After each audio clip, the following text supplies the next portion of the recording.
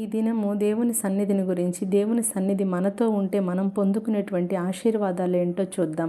ఇశ్రాయేలుకు విడుదలను, విమోచనను, బానిసత్వం నుంచి విడుదలను, విమోచనను దయచేసినట్లుగా 40 సంవత్సరాలు ఇశ్రాయేలుతో పాటు దేవుని మందసము, దేవుని సన్నిధి తోడుండటం వల్ల వారికి ఆహారంలో సమృద్ధి, వారి వస్త్రములు పాతగిలలేదు, వారి యొక్క చెప్పులు అరిగిపోబడలేదు, వారికి దాహం తీర్చబడింది. అలాగే ఓబేదేదు ఇంటిలో 3 నెలలు మందసం ఉన్నప్పుడు వారు అన్ని విషయంలో దీవెన పొందినట్లుగా, ఆశీర్వాదం పొందినట్లుగా చూస్తాము.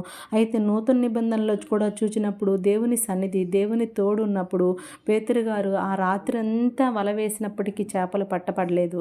కానీ దేవుని మాట సహాయంతో వల వేసినప్పుడు వల నిండా చేపలు పడినట్లుగా చూస్తాము. అలాగే కానాను స్త్రీయే కాదు, 12 సంవత్సరాల రక్తస్రావ రోగికి అందరికీ స్వస్థతలు పొందినట్లుగా కూడా చూస్తాము. అయితే ఈ దినము నీవు చేయవలసిన ప్రార్థన ఏంటంటే, దేవుని సన్నిధి నీ కుటుంబంలో, నీ హృదయంలో ఉండాలని